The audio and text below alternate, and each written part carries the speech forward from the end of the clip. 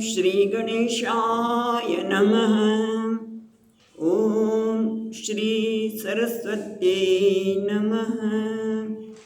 ओम श्री सद्गुरुभ्यो नमः। ओम भागवत भगवान की जय। नमः श्री परमहंस स्वादित चरण कमल चिन्ह मकरंदाय भक्तजन मानस निवासाय श्री रामचंद्राय वागीसायस्य वदने लक्ष्मी यस्य च वक्षसि यस्यास्ति हृदये संवित तं नृसिंह अहं भजे। सच्चिदानन्दरूपाय विश्वोत्पत्त्यादिहेतवे तापत्रयविनाशाय श्रीकृष्णाय वयं नुमः।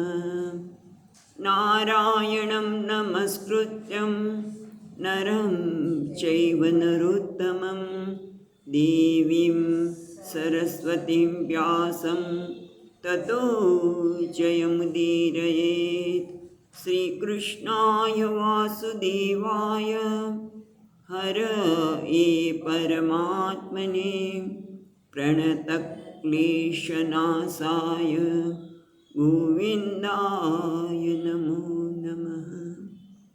यं प्रवचन्तमनुपेत्य अपेतकृत्यं वैपायनो विहरकातर आजुहाव पुत्रेति तन्मयतया तरवो विनेन्दुः तं सर्वभूतहृदयं मुनिमानतोऽस्मि।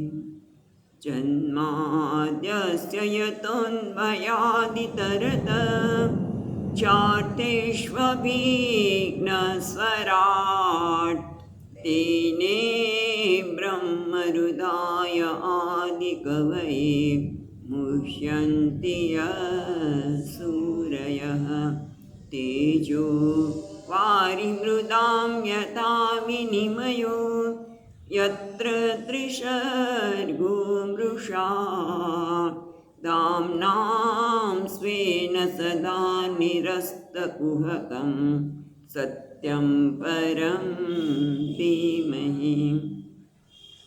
नमो भगवते तुभ्यं वासुदेवाय धीमहि प्रद्युम्नाय निरुद्धाय नमः संकर्षणाय च।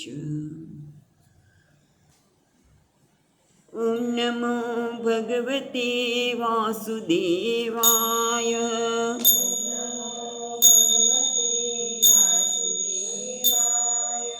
ॐ नमो भगवते वासुदेवाय।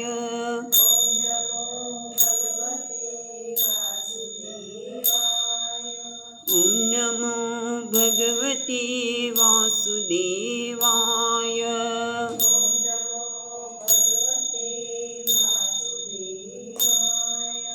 ॐ नमो भगवते वासुदेवाय।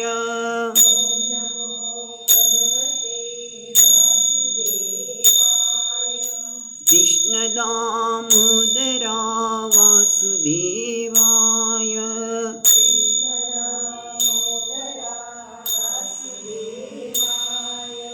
कृष्णदामोदरा वासुदेवाय।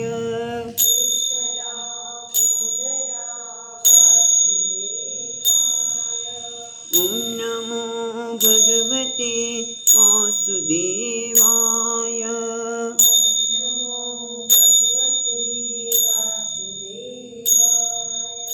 कृष्णदामोदरा वासुदेवाय।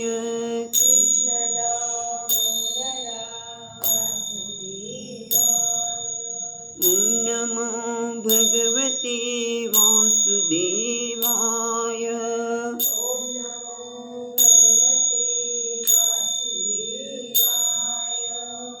કૃષ્ણ દામોદરા વાસુદેવાય.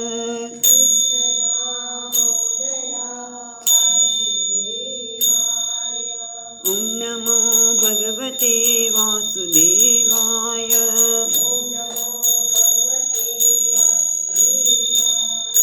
કૃષ્ણ દામોદરા વાસુદેવાય.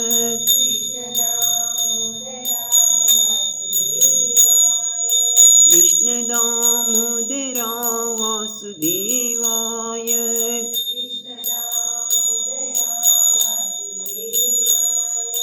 ઓમ નમો ભગવતે વાસુદેવાય.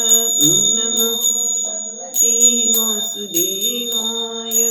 ઓમ નમો ભગવતે વાસુદેવાય.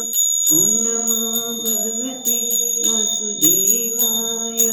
કૃષ્ણ દામોદરા વાસુદેવાય. કૃષ્ણ દામોદરા વાસુદેવાય. કૃષ્ણ દામોદરા વાસુદેવાય. કૃષ્ણ દામોદરા વાસુદેવાય. ઓમ નમો ભગવતે વાસુદેવાય. ભગવતે વાસુદેવાય. કૃષ્ણ દામોદરા વાસુદેવાય. મોદરા વાસુદેવાય. ઓમ નમો ભગવતે વાસુદેવાય. ઓમ ભગવતે વાસુદેવાય.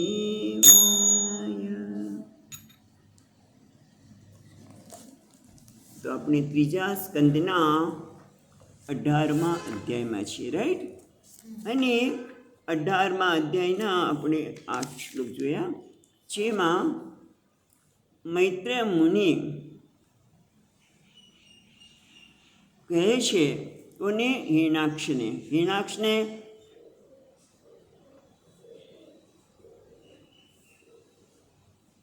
કહ્યું કે તું મારી સાથે લડીશ નહીં, હું તો લડવામાંથી સંન્યાસ લઈ લીધો છે, હું તો વૃદ્ધ થયો છું, માટે હવે તું ત્યાં ભગવાન પાસે, પુરાણ પુરુષોત્તમ ભગવાન પાસે જા અને તે તારી ઈચ્છા પૂરી કરશે. એટલે સાંભળી તો તરત જ ભગવાન જ્યાં રસાતાલમાં જ્યાં છે ત્યાં ગયા છે. અને ભગવાન એ વખતે પૃથ્વી દેવીને, કારણ કે કોને? મનુએ કહ્યું કે બ્રહ્માજીને કે તમે અમને તારું કામ કરવાનું તો કહ્યું, પણ બધાને રાખીશું ક્યાં મનુષ્યોને? એટલે પૃથ્વી દેવી માટે ત્યારે રસાતાલમાં હોય છે, એટલે ત્યાં જાય છે. એટલે ભગવાન ત્યારે લેવા ગયા હતા.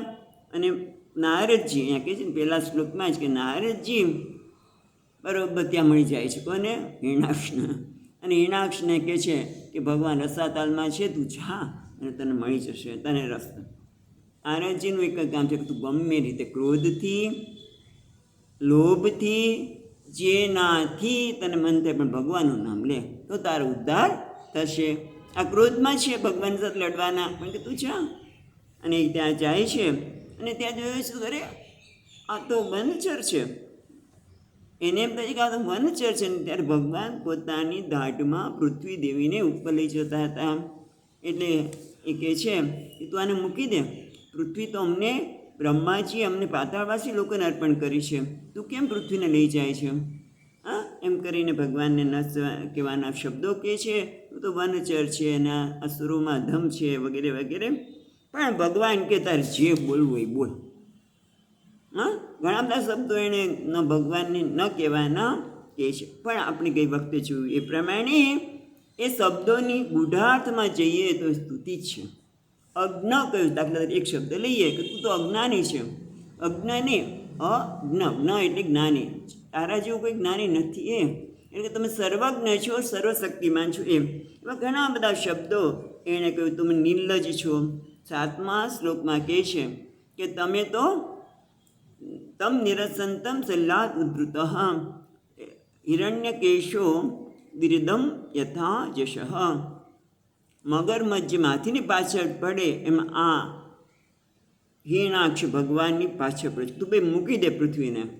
એટલે ત્યારે 8મા શ્લોકમાં જોયું કે એક કહેવાય છે, આ વસ્તુ છે કે સ્વકાર્યમ સાધયે ધીમાન કાર્ય ધ્વંસો મૂર્ખતા.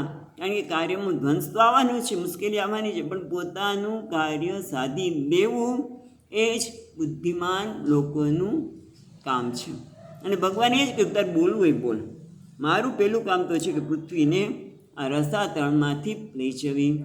અને ભગવાને લઈ આવ્યા પેલા દેખતા, અને પૃથ્વીને ત્યાં આપણે આપણે વરા ભગવાન જળથી ઉપર જ્યાં વ્યવહાર યોગ્ય સ્થાન છે ત્યાં પૃથ્વીને સ્થાપી દીધી. એટલું જ ને, એને દેખતા દેખતા એમાં શક્તિનું સંચાર કર્યો. સ્થાપી તો ખરી, પણ આધાસ્તંભ કે છે, આધાસ્તંભ તેને સામર્થ્ય, આધાર શક્તિ. કારણ કે પૃથ્વી બધાને આધાર આપી શકે. એ આધાર શક્તિ કોના કારણે છે કે જેને લીધે આપણે બધા ઉપર ઊભા રહી શકીએ છીએ. નહીં દરેક જણ ઊભું રહે તો અંદર જતી રહે ના. આધાર શક્તિ તો આપણી સાયન્સની ભાષામાં કહીએ તો ગુરુત્વાકર્ષણ શક્તિ એ બધાને રાખી લેવા માટે એકવણને ભગવાને સ્થાપિત કરી.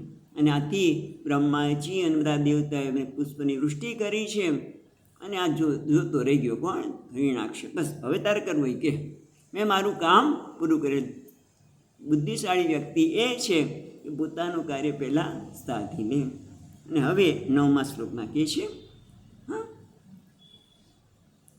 પરાનુશક્તમ તપનીયોપકલ્પમ મહાગદમ કાંચન ચિત્રદંષ્ણમ મમાણ્યભીક્ષણમ પ્રતુદંતમ દુરુક્તૈઃ પ્રચંડમન્યુ પ્રહસંસ્તમ બભાષે.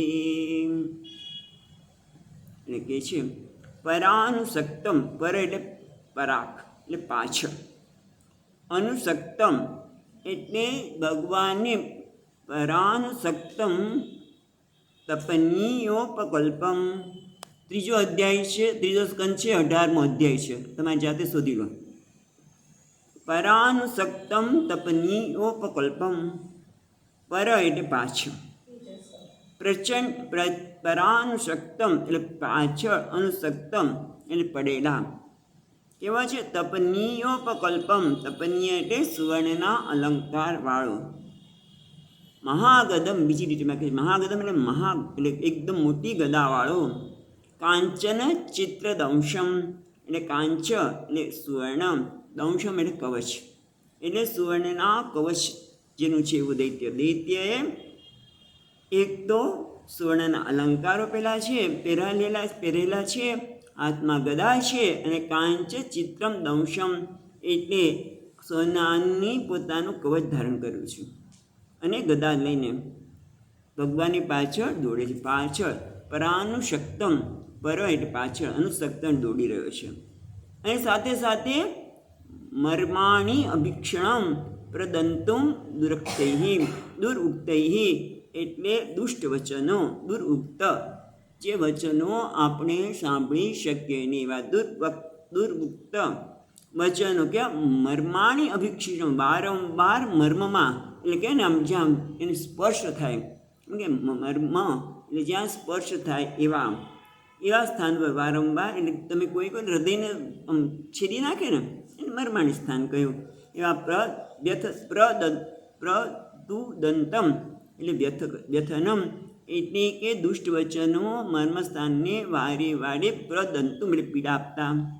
હા, આવા જ્યારે વચન જ્યારે કહેવા લાગ્યો ત્યારે પ્રચંડ મન્યુ પ્રહસંતમ બભાષે. ત્યારે ભગવાન છે પ્રચંડ મન્યુ અતિ ક્રુદ્ધ થઈ ગયા. ભગવાન કે તું આવા શબ્દ બોલે છે, આમ તો બહારથી ક્રુદ્ધ થયા છે મહારાજ, બાકી ક્રુદ્ધ તો છે જ નહીં. કારણ કે એમ મેં જોયું કે આ બધા શબ્દોમાં મારી સ્તુતિ થઈ રહી છે, એટલે પણ છતાં બહારથી અતિ ક્રોધ થઈને પ્રહસંતમ એટલે અટ્ટહાસ્ય કરતા, પ્રહસંતમ એટલે અટ્ટહાસ્ય કરતા બભાષે કહેવા લાગ્યા. ભગવાન શું કહે છે કે પ્રચંડ કોપવાળા ભગવાનની પાછળ પડેલા, સોનાના અલંકાર ધારણ કરેલા, મોટી ગદાવાળા, કાંચ ચિત્રદંશમ એટલે કે સુવર્ણમય અદ્ભુત ચિત્ર એટલે વિચિત્ર એટલે કે અદ્ભુત કવચવાળા અને દુર્વચનોથી મર્મસ્થાને પીડાતા તે દૈત્યને ભગવાને અતિ ક્રોધમાં આવીને અટ્ટહાસ્ય કરતા પ્રહસતમ, અટ્ટહાસ્ય કરતા કહ્યું. શું કહ્યું ભગવાને? હવે જો 10મો શ્લોક. શ્રી ભગવાન વાચ સત્યં વચં ભુવનગોચરા મૃગા યુષ્મદ્વિધાન મૃગએ ગ્રામસિંહાન ન મૃત્યુપાશૈ પ્રતિમુક્તસ્ય વીરા વિકથનમ તવ ગૃહ્યન્ત્ય ભદ્રઃ. છેલ્લી લીટીમાં ગૃહ્યન્ત્ય ભદ્ર છે તો ગૃહંતી અભદ્રમ એટલે અભદ્ર એટલે હે અભદ્ર અસુર. પહેલું સંબોધન કરશે ભગવાન. ભગવાન વાચ, ભગવાને કહ્યું હે અભદ્ર અસુર, સત્યમ વચો ભો વનચરા મૃગાહા. કારણ કે એને કહ્યું હતું ને કે તારા તું અમને કે શું કહે છે 10મા ત્રીજા શ્લોકમાં કીધું કે તું આ મારી દેખતા મોમે ક્ષતમ મારી દેખતા તું આ પૃથ્વીને લઈ જ નહીં શકે, તારું કલ્યાણ નહીં થાય, તું પૃથ્વીને નહીં લઈ જઈ શકે, તું તો વન ગોચરા, હા તું તો જળચર પ્રાણી છે. એટલે કે સત્યમ વચ સત્યમ વયમ ભો વન ગોચરા મૃગા, હા તે મને હે ભદ્ર તે મને જે કહ્યું કે હું વનમાં વિચરનાર તો પશુઓ છે. મૃગો એટલે પક્ષીઓ, મૃગા હા એટલે પશુઓ છે, બરાબર છે. અને યુષ્મદ વિદાના મૃગયે ગ્રામ સિંહાન, અને તારી વાત સાચી છે. અને અમે તો પશુ છીએ એટલે માટે અમે તો ગ્રામ સિંહાન, ગ્રામ સિંહ એટલે ગામડાનું આપણે ગામનો સિંહ એટલે કૂતરો. અમે તો ગામનો સિંહ એટલે કૂતરા, અમે તો કૂતરાને શોધી રહ્યા છીએ. યસ્મદ વિધાનમ મૃગયે, મૃગયે એટલે શોધી રહ્યા છીએ. અને અમે તારા જેવા કૂતરાઓને શોધી રહ્યા છીએ. અને કેવા છે? ન મૃત્યુપાશૈ પ્રતિમુક્તસ્ય વીરાહા વિકથનમ તવ ગૃહ્ણન્તિ. એટલે કે છે વિકથનમ એટલે જે યોગ્ય નથી, કથન એટલે કહેવું, વિકથનમ એટલે આત્મશ્લાઘા, જે તું કહે છે બરોબર છે નહીં એટલે શું કહેવાય? આત્મશ્લાઘા, બરાબર છે. અને પાછું શું કહે છે? પ્રતિમુક્ત એટલે પ્રતિમુક્ત છે એટલે જો ન પછી દઈશું, ન છે ને ભગવાન સાથે આવશે. મૃત્યુપાશૈ પ્રતિમુક્તસ્ય વીરાહા તવ વિકથનમ તવ ન ગૃહ્ણન્તિ. ન છે એ ન ગૃહ્ણન્તિ સાથે આવશે તો શું થશે કે વીરાહા એટલે વીર પુરુષો, એટલે મારા જે વીર પુરુષો છે ને એ જે મૃત્યુ પાસેથી મૃત્યુના પાસથી પ્રતિમુક્ત છે એટલે બદ્ધ છે. જે મૃત્યુના પાસથી બદ્ધ છે એટલે મૃત્યુ એના માટે નજીક છે, એવું થયું ને. મૃત્યુના પાસથી બદ્ધ છે એવા આત્મશ્લાઘા વિકથનમ તવ, તારી જે વિકથનમ તારી જે આત્મશ્લાઘા છે એને અમે ગણતા જ નથી. ન ગૃહ્ણન્તિ અમે એને ગણતા જ નથી. ભગવાને પહેલાં શું કીધું? તારી વાત સાચી છે કે અમે તો વનના મૃગો છીએ અને એટલા માટે અમે આ ગ્રામ સિંહને શોધતા જોઈએ છીએ. અને બીજું મારા જેવા જે વીર પુરુષો છે અને વીર પુરુષો કોઈ આત્મશ્લાઘા કરે તો ખબર પડી જાય કે બે આત્મશ્લાઘા કરે છે, ખોટી ખોટી વાતો કરે છે, એનામાં કશું છે નહીં. અને પાછો મૃત્યુ પાસે બધા, હા મૃત્યુના પાસથી તો બદ્ધ છે માટે હું તારી કોઈ વાતને ગણતો નથી. પછી આગળ કહે છે અથવા તો અહીંયા સુબુદ્ધિનીજી કહે છે કે વીર પુરુષો આ કલમાં ઉતરતા નથી, વાણીના કલમાં ઉતરતા નથી. તેમના માટે ક્રિયા એ જ કેવળ ઉત્તર છે. એટલે આત્મશ્લાઘા તો ગણકારતા જ નથી પણ કે બોલીને શું કારણ કરતા ક્રિયા એ જ એનો ઉત્તર છે. હવે આગળ કહે છે 11મા શ્લોકમાં એતે વયં ન્યાસરારશોકસાં ગતવિયોગદયાદ્રાવિતાસ્તે તિષ્ઠામહેથાપિ કથંચિદાજૌ સ્થયે તે ક્વ યામો બલિનોત્પાદ્ય વૈરમ. બહુ સુંદર શબ્દોમાં એને કહે છે એ તે વયમ ન્યાસહરા રસોકશામ. રસોકશામ એટલે રસાતળ. હા એ તે વયમ, એ તે એટલે આ પૃથ્વી દેવી છે. આ વયમ ન્યાસરા, ન્યાસરા એટલે નિક્ષેપહરા એટલે થાપણને હરી જનાર. ન્યાસરા એટલે નિક્ષેપહરા એટલે થાપણને હરી જનાર. અમે તો રસાતળમાંથી થાપણ પૃથ્વીને હરી જનાર છીએ. એ એટલે આ વયમ એટલે અમે આ પૃથ્વીમાં સ્થાપિત થયેલી જે થાપણ છે ને એટલે લઈ જનારા છે. એટલે માટે કહેવાય છે ગતરિય.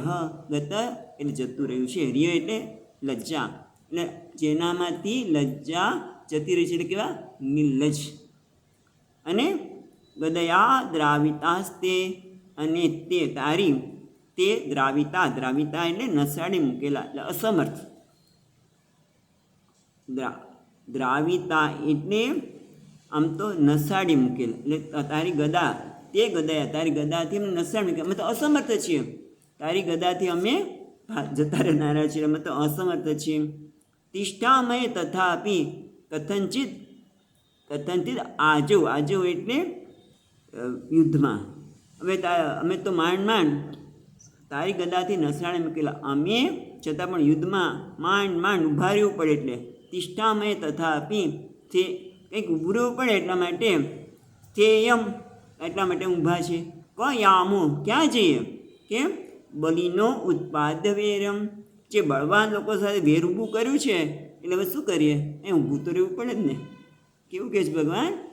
જો એક તો રસાતળ રૂપી, રસાતળ વાસુની થાપણ રૂપી પૃથ્વીને અમે હરી જનાર, એણે જ આ બધા શબ્દો વાપર્યા છો. નિર્લજ ગતરિય, તમે નિર્લજ છો અને તારી ગદાથી અમને નસાડે મૂક્યા એટલે અમે આવી ગયા અહીંયા.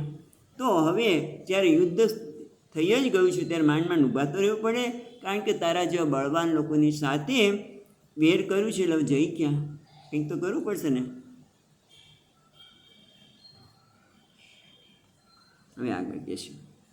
હા, હવે અહીંયા સુબુદ્ધિની મહારાજ બહુ સુંદર વાત કરે છે કે વયમ એટલે બહુવચન વાપરે. જો એ તે વયમ, વયમ એટલે અમે, બહુવચન ભગવાન વાપરે છે પોતાના માટે.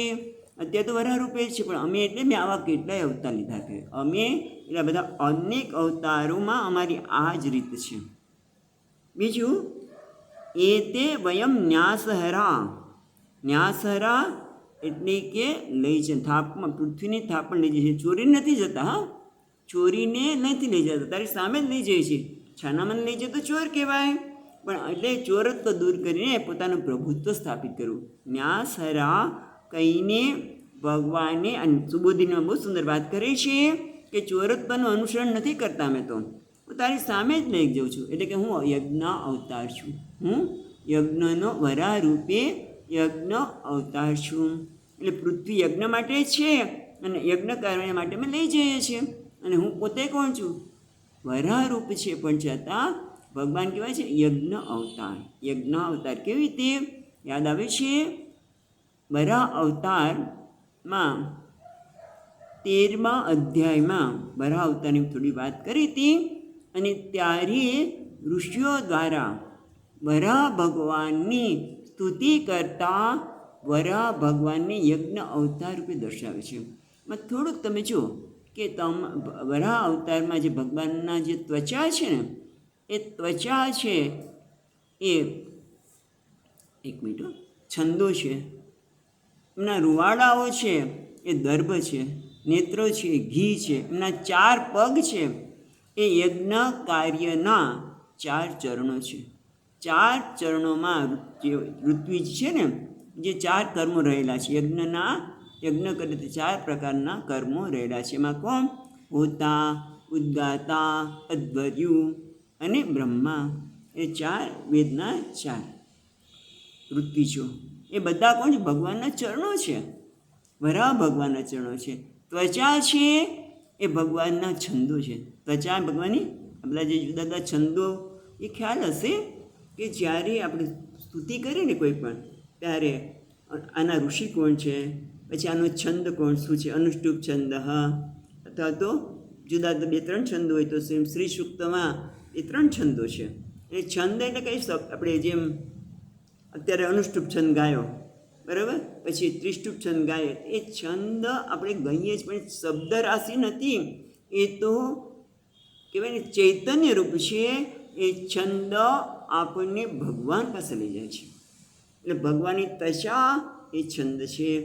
અને ભગવાનના જે આંખ છે એ તો ઘી દાગે છે, કારણ કે યજ્ઞમાં જે ઘી હોમવાનું હોય એ.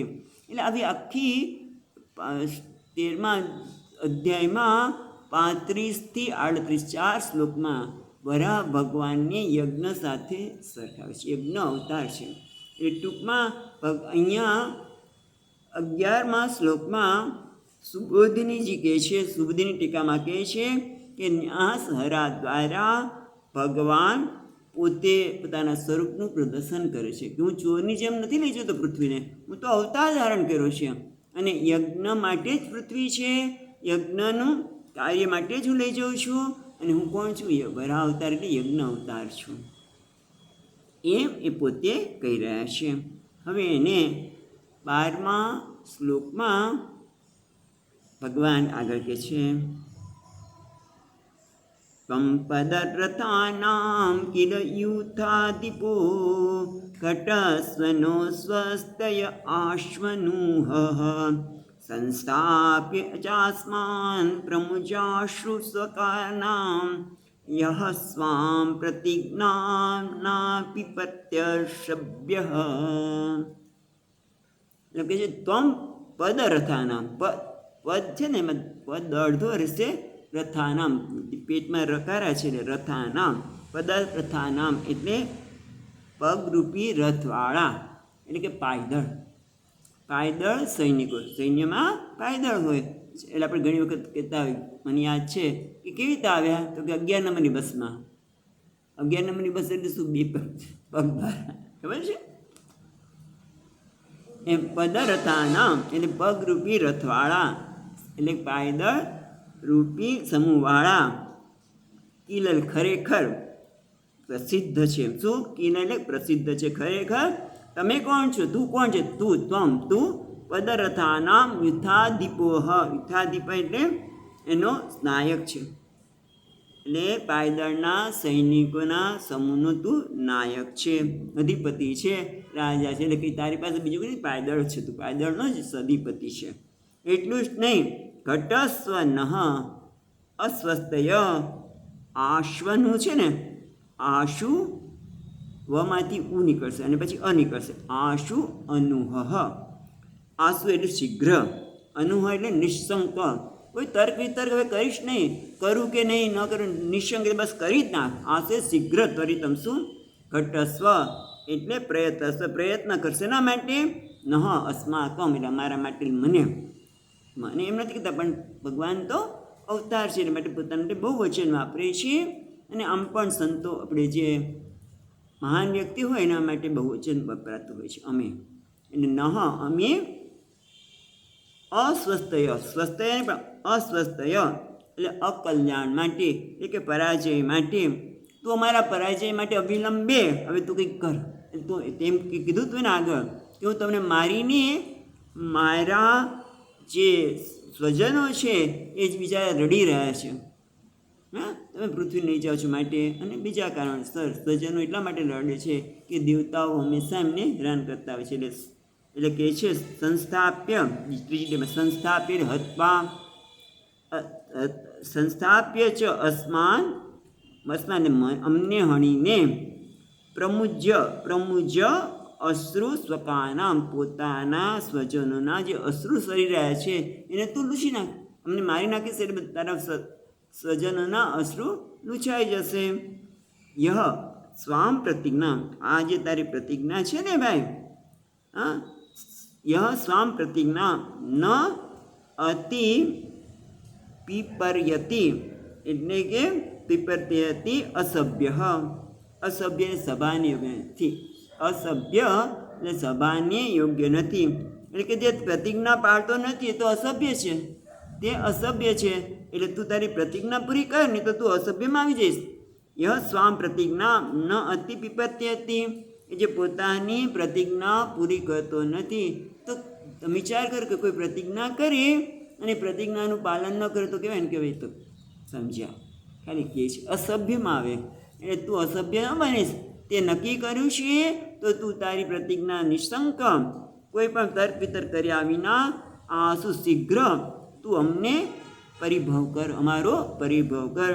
અમને હણીને તારા સ્વજનોના આંસુને તું લૂછી નાખ. જો તારી પ્રતિજ્ઞા પૂરી નહીં કરે ને તું અસભ્યમાં આવીશ, માટે તું કર. એટલે કેવા શબ્દો મહારાજે બરોબર ભગવાને વરા ભગવાને કહ્યા. એટલે આવા જ્યારે કડક શબ્દોમાં તીક્ષ્ણ શબ્દોમાં કહ્યા ત્યારે શું થયું એ હવે મૈત્રી મુનિ કહે છે 13મા શ્લોકમાં. મૈત્રેય ઉવાચ સુધિક્ષિપ્તો ભગવતા પ્રલબ્ધશ્ચરુષા ભૃશમ આહારુલ્બણમ ક્રોધમ ક્રિયમાણો તિરાડીવ. એટલે ભગવાન મૈત્રેયજી કહે છે કે સહ એટલે તે એટલે કોણ? હિરણાક્ષ. સહ વૃષા એટલે ક્રોધેન. હા, પછી ભગવતાને આક્ષિપ્ત પછી લઈએ તો સહ વૃષા એટલે ક્રોધેન, વૃષમ એટલે અત્યંત ક્રોધથી ભગવતા ભગવાને શ્રી વરાહ ભગવાન દ્વારા અધિક્ષિપ્ત એટલે તિરસ્કાર પામેલો. કયો તિરસ્કાર? એટલે કીધું ને આગળ કે તારા વચન સાચા છે કે અમે મૃગચર છીએ. એટલું જ નહીં, હમણાં 11 અને 12મા શ્લોકમાં શું કીધું કે ભાઈ હમણાં જો 11 અને 12મા શ્લોકમાં શું કીધું કે અમે તો ન્યાસહરા છીએ. આ પૃથ્વી દેવીને પાતાળને લઈ જનાર, તારી સંપત્તિને લઈ જનાર છીએ. અમે તમારી સાથે વેર કર્યું છે તો શું કરીએ? હવે ક્યાં ભાગી જાય? તું મારી સામે ઊભો છે તો તને કહે તો ભાગી જાઉં, એટલે ભાગી જઈ શકતો પણ નથી, એવું થયું ને. અને તું તો કેવો છું ભાઈ, તારું આ વચન પૂરું કર ને તું અભદ્રમાં આવીશ.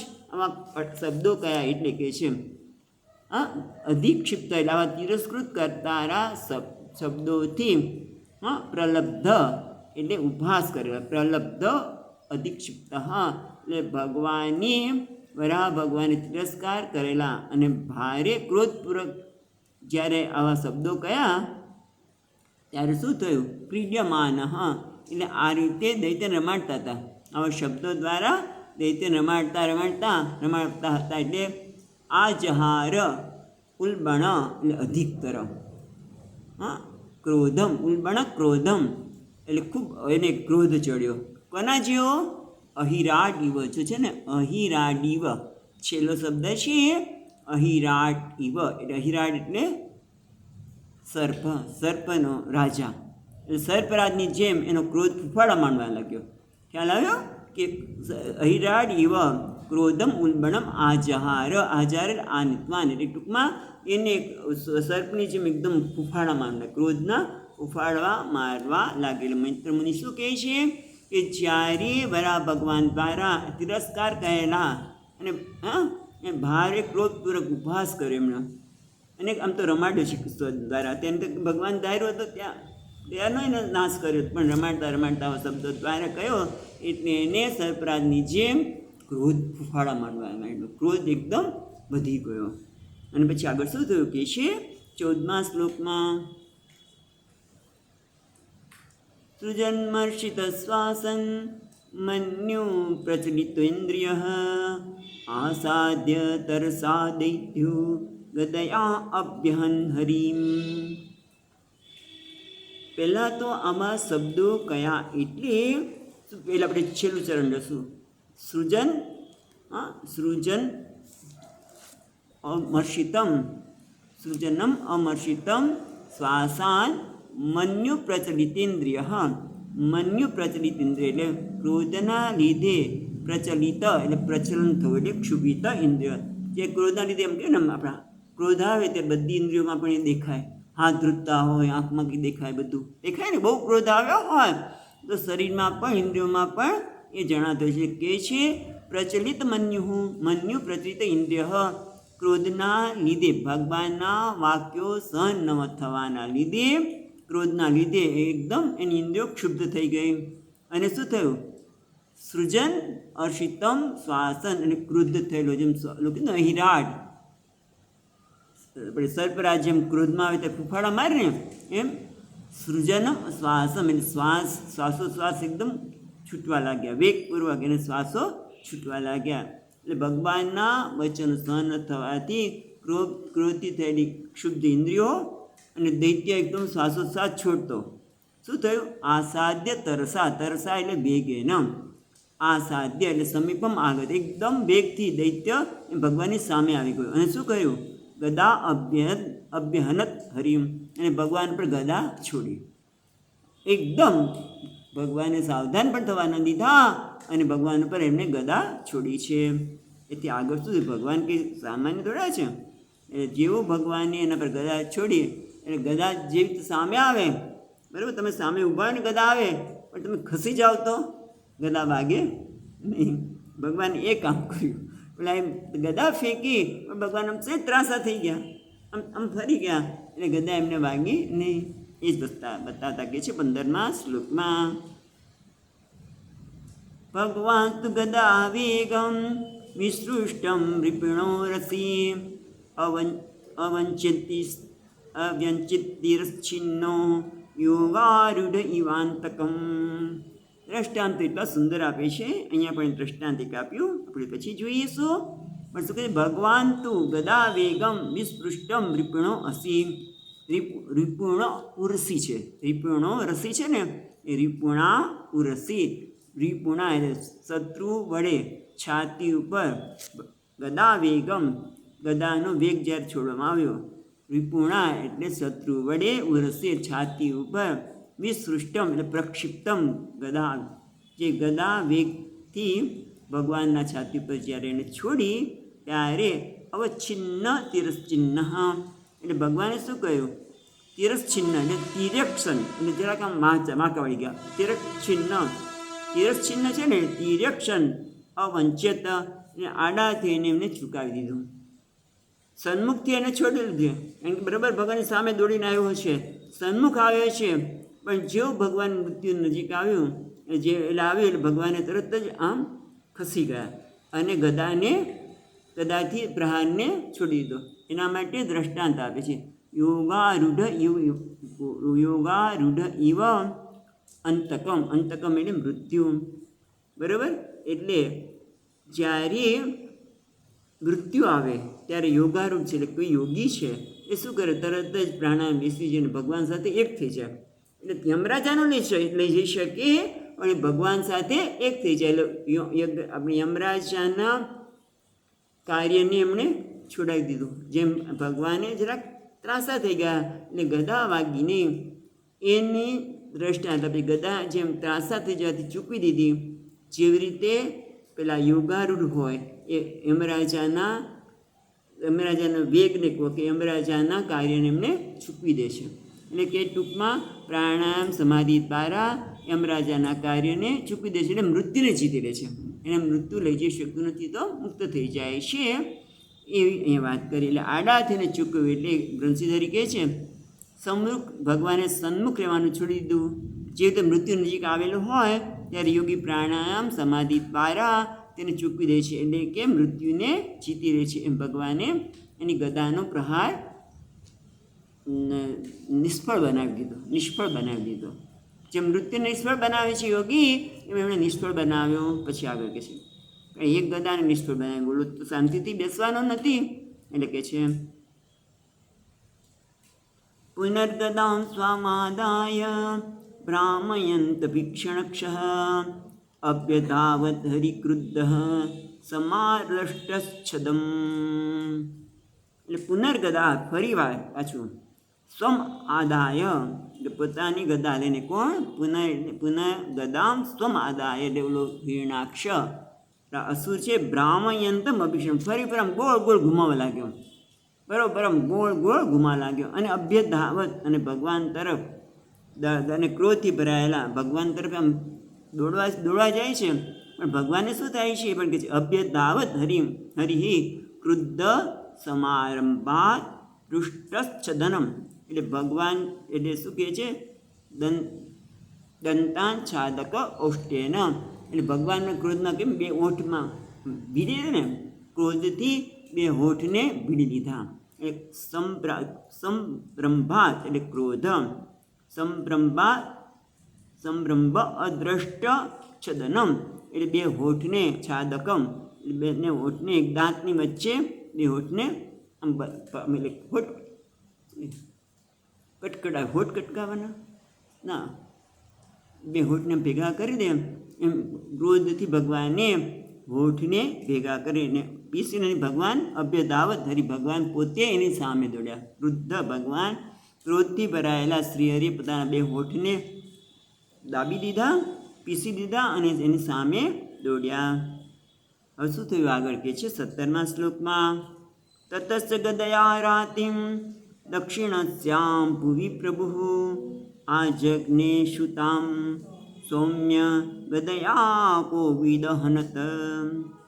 વચ્ચે વચ્ચે મૈત્રજી વિદુરજીને સંબોધન કરતા કહે છે, એમાં અહીંયા કહે છે, હે સૌમ્ય, હે વિદુરજી. તતઃ ત્યાર પછી ભગવાન એની સામે દોડ્યા, ઓલો તો ગોળ ગોળ બધા ઘુમાવે છે. તતશ્ચ ગદયા આરાતિમ, આરાતિમ એટલે શત્રુને, ગદયા દક્ષિણેશ્યામ ભુવિ પ્રભુ, પ્રભુ ભગવાન સમર્થ એવા ભગવાને ગદાને પેલા શત્રુના દક્ષિણશ્યામ, ત્યાર પછી પ્રભુએ શત્રુની જમણી બાજુ, જમણી ભ્રુવી, ભ્રુવી એટલે ભ્રુકુટી ઉપર, જમણા ભ્રુકુટી ઉપર બરોબર ભગવાને ગદા મારી. આ જગને તતઃ ત્યાર પછી પ્રભુ એટલે સમર્થ ભગવાન ગદયા ગદા વડે આરાતિમ સ્વગદયા પોતાની ગદા વડે આરાતિમ શત્રુને ક્યાં દક્ષિણશ્યામ ભ્રુવુ, દક્ષિણ એટલે જમણી ભ્રુવ ઉપર એમણે ગદા છોડી. આ જગને સતુતામ, એ સૌમ્ય શબ્દ છે, ગદયા કોવિદ અહનત, પણ સ એટલે તે અસુર, સ એટલે તે અસુર, પરંતુ તે અસુર પણ કેવો છે, કોવિદ અનહત, કોવિદ એટલે કુશળ છે, ગદા યુદ્ધમાં કુશળ એવા એણે જેવી ભગવાને ગદા મારી એ ગદાને એણે બીજી ગદાથી પોતાની ગદાથી એને રોકી લીધી, એણે પણ પોતાની ગદા વડે સામે મારી. સતુ તામ, તામ એટલે તેની, એટલે ભગવાનની હરિનામ ભગવાનની જે ગદા છે એને અહનત, એને સામે પોતાની ગદા મારી, એટલે ગદાની સામે ગદા મારી, પોતાની આંખ ઉપર એને લાગવા દીધી નહીં. બરાબર, એને આંખ ઉપર લાવવાની જેવી ભગવાને મારી એટલે એને પણ સામેથી ગદાને મારી અને એમને ભગવાનની ગદાને દૂર કરી. ઓકે, હવે શું થયું આગળ 18મા શ્લોકમાં કહે છે, એવં ગદાભ્યામ ગુર્વીભ્યામ હર્યક્ષો હરિરેવ ચ જિગીષયા સુરસંરબ્ધા અન્યો નૈ અભિજગ્નતુઃ. જરા બોલવાની સરળતા માટે સંધિ છૂટી પાડી દીધી બીજી લીટીમાં. એવમ ગદાભ્યામ ગુર્વીણામ હરિઅક્ષ, હરિઅક્ષ એટલે જેની આંખ હરિત છે, હરિત વર્ણે અક્ષિણી અસ્ય, જેની આંખ લીલી છે, અથવા એને કહેવાય હરિઅક્ષ એટલે હિણાક્ષ, હરિઅક્ષ હિણાક્ષ. અને હરિરેવ એટલે અહીંયા સુબોધિની મહારાજ કહે છે કે શ્રી હરિ જેવી આંખવાળા હરિઅક્ષ, એટલે બંનેની શક્તિ સમાન હોવાથી હરિઅક્ષ પદનો પ્રયોગ કરવામાં આવ્યો છે.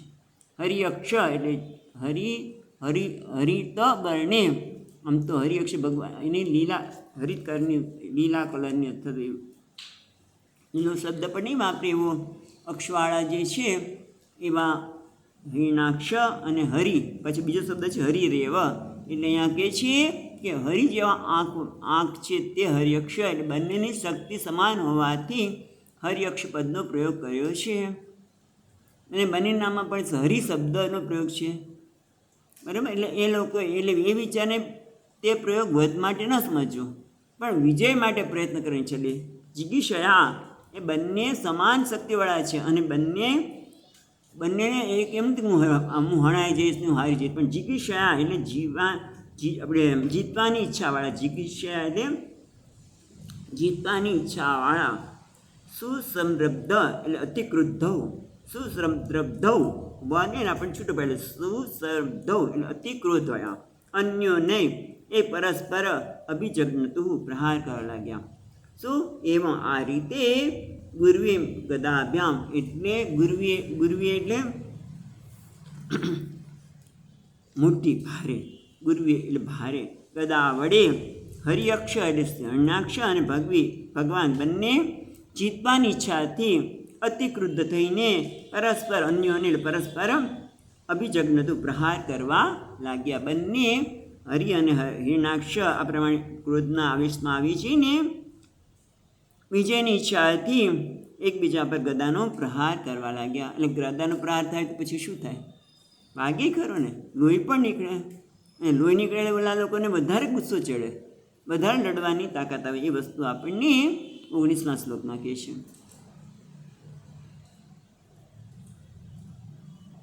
તયો સ્પૃદતો તિગ્મા ગદાહતાંગનયોઃ ક્ષતાસ્ત્રવગ્રાણાत् ગ્રાણ વિવૃદ્ધમન્યયોઃ વિચિત્રમાર્ગાશ્ચરતો જિગીષયા વ્યભ્યાદિલામીવ સુષ્મિણો મૃદઃ. તયોઃ સ્પૃદોઃ તિગ્મા ગદયા હતાંગનયોઃ. પેલા એ લઈએ. તયોઃ એટલે બે, દ્વિવચન છે એટલે હરિયક્ષયોઃ, ભગવાન અને હિરણાક્ષ. સ્પૃદઃ તિગ્મ એટલે તીક્ષ્ણ, ગદા એટલે ગદા વડે, હત અંગનયોઃ એટલે પરસ્પર સ્પર્ધા. તયોઃ એટલે બંને, સ્પૃદઃ એટલે સ્પર્ધા કરતા, બંને એકબીજા પર ગદા છોડ્યા છે. એટલે માટે તિગ્મ એટલે તીક્ષ્ણ ગદા વડે, હત અંગ બંનેના અંગો ઘવાવા લાગ્યા, ઘવાયેલા અંગોવાળા, પરસ્પર સ્પર્ધા કરતા પ્રચંડ ગદાના, તિગ્મ એટલે તીક્ષ્ણ અથવા પ્રચંડ ગદાના પ્રહારથી અંગો ઘવાવા લાગ્યા. અને તે શું થયું? ક્ષતાક્ષવ ઘ્રાણ વિવૃદ્ધ મન્યવોઃ. અને એટલે ક્ષત અસ્રવ એટલે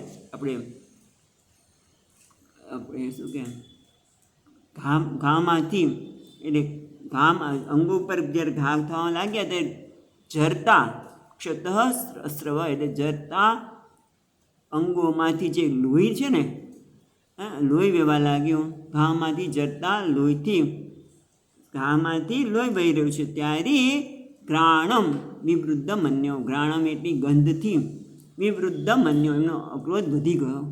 જ્યારે એમના ઘામાંથી લોહી વહી રહ્યું છે એ લોહીની ગંધથી વિવૃદ્ધ મન્ય, એમનો ક્રોધ, બંનેનો ક્રોધ વધવા લાગ્યો. અને શું થયું? વિચિત્ર માર્ગાશ્ચરતો જિગીષયા. અને અત્યંત ક્રોધવેલા માર્ગથી વિચિત્ર માર્ગાન એટલે ગદા યુદ્ધ ભ્રમણ ભેદાન, એટલે ગદા યુદ્ધમાં ઘુમાવવાની જુદી જુદી યુક્તિઓ હોય. કેવી રીતે ગદા મારવી કે જેથી ઓલાની છોડે એને વાગે ને એને પોતે પેલાને વગાડી દે. એટલે જુદા જુદા પ્રકારની ગદા યુદ્ધમાં નિપુણતા. જેમ કોને આ ગદા યુદ્ધ શીખવાડતું? મહાભારતમાં? ના, બલરામજીએ દુર્યોધનને શીખવાડેલું. દુર્યોધનના ગુરુ હતા ગદા યુદ્ધમાં, અને અમને બહુ સુંદર ગદા આવડતું હતું. ભીમસેન તો મટાવી જશે, શીખવાડી જશે, પણ આ ગદા યુદ્ધ એમની પાસે દુર્યોધન શીખવાડ્યું. એટલે કે છે વિચિત્ર માર્ગાની, એટલે ગદા યુદ્ધમાં ઘુમાવવાની જુદી જુદી જે યુક્તિઓ છે એ દ્વારા, એટલે કે છે વિચિત્ર માર્ગ એટલે ગદા યુદ્ધ ઘુમાવવાની જુદી જુદી યુક્તિઓ દ્વારા ચરત એટલે કુર્વંત એટલે જુદી જુદી યુક્તિઓ કરતાં કરતાં જિગીષયા જીતવાની ઈચ્છાથી બંને જણા ગદા યુદ્ધની છે જે યુક્તિઓ છે એ પ્રમાણે ગદા હલાવતા. શું છે? છે ને વ્યભાદ ઇલયામ ઇવ શુષ્ણિમો મૃદઃ.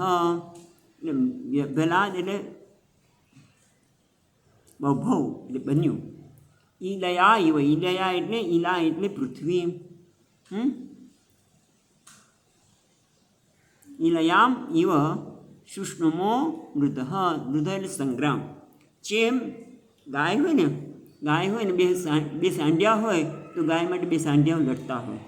ખ્યાલ? સાંઢિયા જ કહે ને શબ્દ, બળદને. અહીંયા પૃથ્વી એટલે જે અહીંયા કહે છે આખલા, સાંઢલા કહેતા આખલાઓ. જેમ ગાય માટે બે આખલાઓ લડતા હોય એમ ઈલા એટલે પૃથ્વી માટે સૃષ્ટિમાં ઈવા કીધું. એટલે જાણે કે આખલાઓ અનેક દિવસ સુધી તેમના ઊંચા શિંગડાથી એકબીજા સાથે સખત અંદર ગૂંચવીને લડતા હોય એમ, અને પછી લડે એટલે શરીર લુહાણ પણ થઈ જાય એમ એકબીજા સાથે દંગલ મચાવી રહ્યા હતા.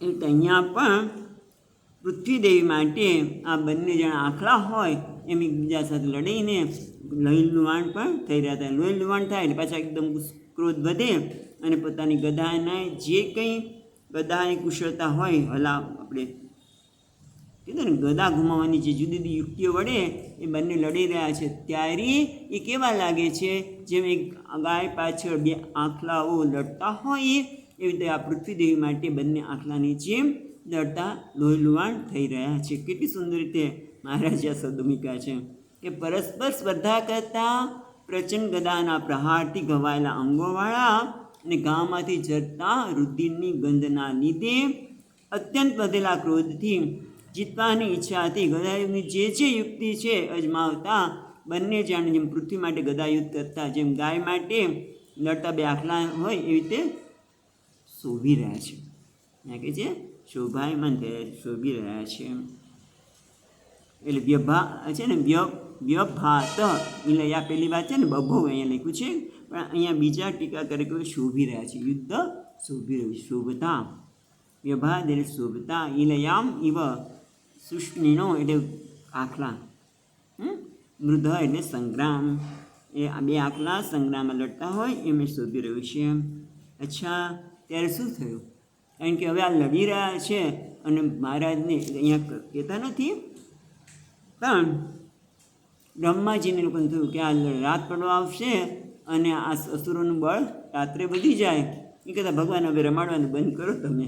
પણ એ પછી કહેશે પણ પહેલાં તો શું થયું કે છે 20મા શ્લોકમાં દૈત્યસ્ય યજ્ઞાભયસ્ય માયા ગૃહીત વૈરાહતનમુર ગૃહીત વૈરાહતનો મહાત્મનઃ કૌરવ્યમય્યાં દિશતોર્વિમર્દનમ યદૃક્ષરાગાદૃષિભિવૃતસ્વરાટ. એટલે પહેલાં જો કૌરવ્ય ત્રીજી રીતેમાં હે કૌરવ્ય કૌરવ્ય મહ્યામ મહ્યા એટલે પૃથ્વી દિશતો વિમર્દન હે કૌરવ્ય એટલે કુરુકુળમાં ઉત્પન્ન થયેલા વિદુર દૈત્ય પહેલી લીટી જોઈએ તો દૈત્યસ્ય યજ્ઞ અવયવસ્ય માયા ગૃહિત વરાહ એને દૈત્યનું માયાથી વરારૂપ સ્વીકાર કરનાર ભગવાન તો માયાથી આપણા રૂપ ધારણ કરે છે. એને કોઈ કહેવાય છે અરૂપ છે એને કોઈ રૂપ છે ને અજન્મા છે છતાં પણ જન્મ લે છે. શેના માટે આગળ આવ્યું છે એમાં જે ભગવદ્ ગીતામાં અત્યારે આપણે જોઈ રહ્યા છીએ શું પરિત્રાણાય સાધુના વિનાશાય દુષ્કૃતા એવી રીતે ભગવાન માયાથી આ વરાહ રૂપ ધારણ કર્યું છે. પણ કયું છે યજ્ઞ અવતાર છે બરાબર ને. વરાહ રૂપ છે પણ કયું છે યજ્ઞ અવયસ યજ્ઞના અવયવવાળું વરારૂપ ધારણ કર્યું છે. કેવા છે મહાત્માના ભગવાન કહેવાય છે મહાત્મા. મહાત્મા એટલે ઉદાર ચિત્ત જેને પરમ ઉદાર અને યજ્ઞ રૂપના અવયવવાળા ભગવાનનું મહ્યામ વિશત વિમર્દન એમ પૃથ્વી માટે શત્રુ બનેલા બંનેનું યુદ્ધ દિદૃક્ષ રાગાત જોવાની ઈચ્છાવાળા રાગ એટલે જોવાની ઈચ્છાવાળા ઋષિ અવૃત ઋષિઓથી વીંટળાયેલા સ્વરાટ એટલે બ્રહ્માજી ત્યાં આવ્યા. જ્યારે આ યુદ્ધ ચાલી રહ્યું છે જે ભગવાન બરારૂપ છે અને સાથે સાથે યજ્ઞના રૂપવાળા અવયવવાળા છે હમણાં જ આપણે વાત કરી એવા યજ્ઞના રૂપવાળા ભગવાન અવયવોના રૂપવાળા ભગવાન પૃથ્વી માટે શત્રુ બનેલા ગાય માટે બંને આખલા લડી રહ્યા છે એમ પૃથ્વી માટે શત્રુ બનેલા એવા આ બંને વચ્ચે જ્યારે યુદ્ધ થઈ રહ્યું છે એ યુદ્ધને જોવાની ઈચ્છાથી ઋષિઓથી વીંટળાયેલા ઋષિઓ પણ વીંટળાયેલા બ્રહ્માજી ત્યાં પધાર્યા છે. એટલે કે દુદૃશો રાગાત પછી ધ્રુ છે ને નીચે ઋષિભિ વૃત એટલે ઋષિઓ વડે વીંટળાયેલા સ્વરાટ ત્યાં આવ્યા એ શબ્દ આપણે ઉમેરવું પડે પધાર્યા એવો શબ્દ અહીંયા આપ્યો નથી. સ્વરાટ બ્રહ્મ તત્ર આગત બ્રહ્માજી ત્યાં આવ્યા. ચલો આપણે અહીંયા આટલું બરાબર છે. ઓકે સચ્ચિદાનંદ રૂપાય વિશ્વોત્પત્યાદિહેતવે તાપત્રય વિનાશાય શ્રી કૃષ્ણાય વયમ નમઃ. यं प्रवचन्तमनुपेत्य अपेतकृत्यं वैपायनो विहरकातर आजुहाव पुत्रेति तन्मयतया तरवो विनेन्दुः तं सर्वभूतहृदयं मुनिमानतोऽस्मि। ॐ शान्ति शान्ति शान्तिः। हरिः ॐ श्रीगुरुभ्यो नमः। हरिः ॐ।